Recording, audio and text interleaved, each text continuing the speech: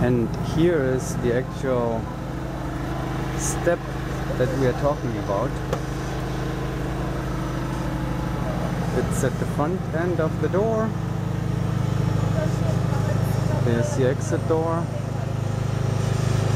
of the LED, which is being fueled at the moment. We are at 4-way, and that's the point of discussion.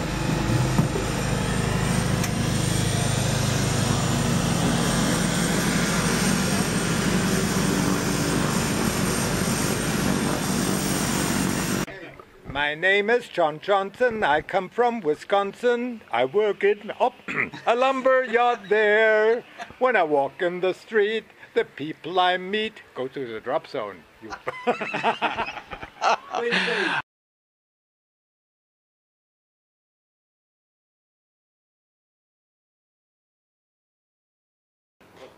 Okay, good morning, ladies and gentlemen, and we are on a topic this morning which comes from the 8-way competition yesterday. There is the question of a re-jump for round 4 that the Golden Knights parachutes open above us. brought up to the jury, and Solly and Danielle here of the Golden Knights, Scott is here too, and I wonder if you guys have any thoughts of that, and how much of the details you know. Well, I mean, we're right in the mix. We're in the same hotel and we're part of the same delegation. So we know that what's going on. There's a protest in to try get a re-jump. And obviously right now it's a little emotional still for the guys. There's a lot of disappointment in the group. I wasn't even on the drop zone when it happened. I'm not 100% sure of all the details, other than that the protest is based on some kind of technicality on the plane step, etc. It's contentious. It's going to be very contentious, but I don't know, you know, obviously half of me is like, yeah, it'd be great to have seen a world record and now we've lost the opportunity, or maybe we haven't. Maybe the jury is going to recognize the technical details were different and they rewarded a jump.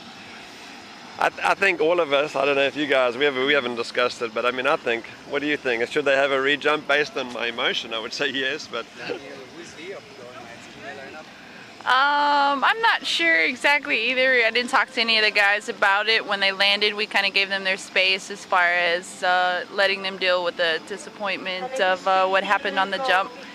So from what I understand, something about the step in the front slipped out from underneath the point's foot.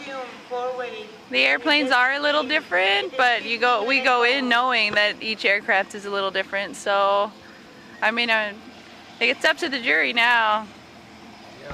Yeah, but I mean, I'm with you with you know, as of I would love to see the world record, and the NSL News put a lot of efforts in following the team around and all that. Right. But on the other hand, there are the rules and the situation. So.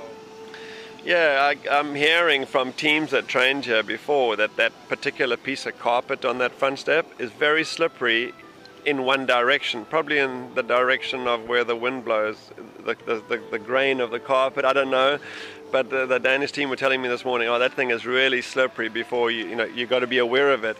And of course, us included, but we were a bit light on training out of these aircraft this year, and maybe if we were here earlier we would have worked that stuff out. I don't know, it's hard to say. Half of me is, yeah, you want to share in the disappointment and hope they get a re-jump to try and reverse that situation that probably wouldn't have happened out of a Twin Otter or something like that. But at the same time, the competitive side of me thinks that, you know, you kind of had a shot at it. You could have been here, trained a little earlier. So I could argue them both ways, to be honest with you. Yeah. We'll see what the jury. Scott, any thoughts? Scott Janice, the videographer for the Golden Knights. You know, I mean, it was a bummer watching the scoring of it, because, you know, I really thought that they were going to crush the record. I was actually Facebooking with Eric Heinzheimer at the time, and he thought I was kidding when I told him that they funneled the exit. So I actually had to take a picture of the screen with them funneled to send to him before he would believe me. But Eric Heinzheimer is the guy who owns the world record. Right. Yeah, the 1997 record. Yep. So you know, and he thought that they would do it as well. Obviously, if they would have not funneled, I think they would have, you know, possibly got like a 36. It would have been great to see, but you know, we'll see what the jury says, and we'll see if they can get it. All right. Well, thank you very much, and have a good jumping day. Actually, a coaching day. Thank you. Yep. All right, and now we are here with Al Berchtold, who is the head of the U.S. delegation, and we are still investigating, looking at different angles of the protest situation of the Golden Knights yesterday. Al, how is the U.S. perspective on this from your delegation? Good morning, Kurt. Yeah, it's an interesting one. The team went up on round 4 and had a little bit of difficulty with the exit. With relation to the step, and we let the meet director know so he could investigate the step. They went ahead and made some repairs to it, so it appears that it's in better shape now for future rounds. But we went ahead and filed a protest and asked the jury to take a look at the situation, and hopefully they will grant a rejump for our 8-way team and give them the opportunity to have a run at that round and have the opportunity to show their skills. So, have you heard back yet from the jury? We haven't. We turned the protest in towards the end of the day yesterday, and they obviously were released in the evening, and they reconvened this morning to take a look at it. We went in this morning to speak to them and present the case and talk with them about it, and they're currently in deliberation, which has been going on for a little bit of time now, so they're obviously taking their time and considering all the relevant facts, and hopefully they'll come back with good news and our boys will get another shot at a world record. Thanks, Al. And BK Krause, a former team captain of the Golden Knights, is here and will provide us with some additional feedback from the team perspective. Yeah, it's always tough filing a protest, because you want to be careful, like, on how you're looked at, by the other teams in the community. I've looked at the video, I talked to the guys, and I think, there's definitely, grounds to file a protest on the jump. Probably just knowing the rules, and just, you want to demonstrate to the world, like, what you're capable of. And if there was a mechanical incident that led to a mishap, it's good to be addressed. And I think nobody wants to file a protest, but there's times when you need to.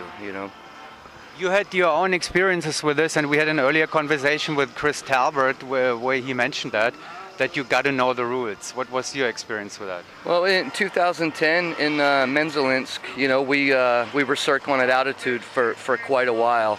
And I could see the guys, getting a little hypoxic. We jumped anyhow, and we really didn't put the score up on the board that we thought we were capable of. And I didn't file a protest because at the time I didn't know the rules. I knew that like things weren't right. We were up there too long, but I didn't have a clear picture of exactly what the time frame was to be at altitude. And so that was a big learning experience for me.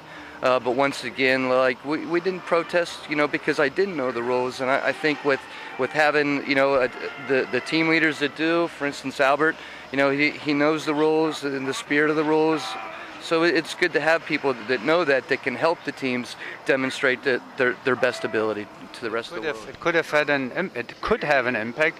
You ended up second in Menzelinsk. Yeah, few points. Yeah. At the end of the day, you're right. But that was a learning experience for me, and kind of get my nose on the rule book a little bit more. All right, thank you very much, gentlemen, and soon we'll know, I guess. Yeah, right. hopefully. Thanks, Kurt. Thank you. Kurt. What is your name? And I say Exy. That's who he is. It is Exy. So we are sitting here actually with the Dr. Rainer Höhn. He is officially what everybody calls him Exy. And there's Alberto Martin. He is a president of the jury, and we are.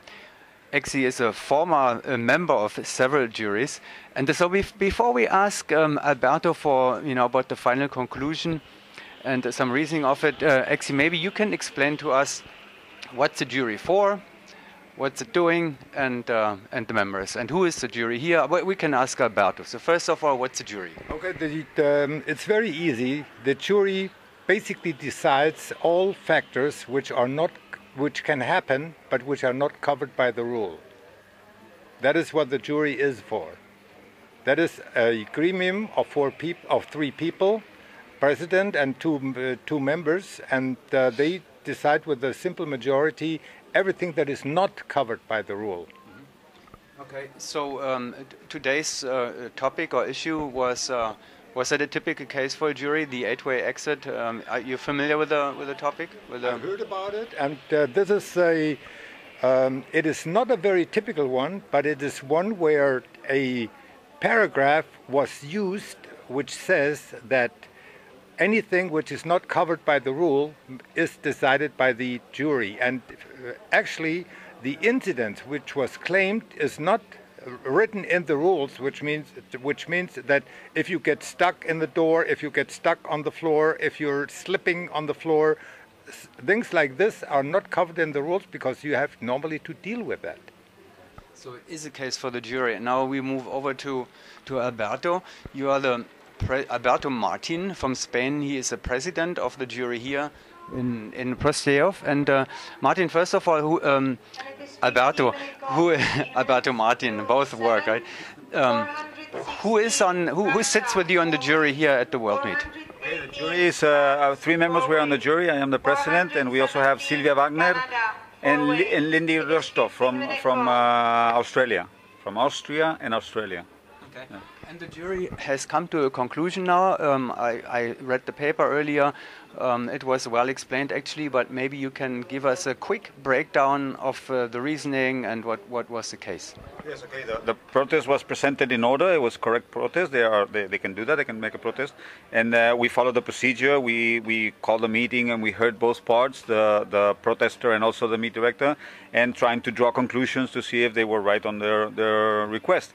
Apparently, what happened there is that there is a small piece of rug on the aircraft on hood of the wheel where the front floater of the team would put his foot on, and that piece of rug, well, it is a piece of rug, so it could be slippery, it could move, and they were claiming that this piece of the aircraft moved during the exit, and that caused for a bad exit. So they were requesting another rejump for that jump. We saw the piece of carpet that had been changed, and we inspected it. It appeared to be okay, and there's not much damage on it. And also we got a chance to see the video from the jump where we could see how the exit went. And with those 2 pieces of evidence and what they told us, we draw the conclusion that it had not affected the jump in itself. It was not cause for a rejump. So we declined the protest. Well, that sounds like some really serious investigation and detective work and all this, so you have some work with that actually. Yes, of course, we have to document everything because this is an official competition, and the protest can be appealed to FAI if it would be a wrong, if we had done the wrong decision. So we have made photographs of everything, and we have posted a jury decision, which is something that everybody can read, but at the same time we are writing a report, a complete report with pictures, all the information that we have gathered, all the circumstances that are not in the jury report, and this will be filed to FAI. So in case the team claims that we made a wrong decision, they can still appeal to the FAI, and with all that document, FAI will see a better solution. So the jury is not just always sitting around drinking coffee and being treated like VIPs, like Exi, and you have some work. Yes, sometimes we have some work. We don't like coffee, we drink beer. But sometimes you drink beer and sing songs like skydiving songs and stuff, right? Yep. And we do that even without drinking beer. Thank you very much, gentlemen. Thank you very much for the explanation, the insights. The audience will appreciate it, and the community. Thank you very much. Thank you. And this is actually where we are here, on top of the drop zone, on top of the Prostejov world.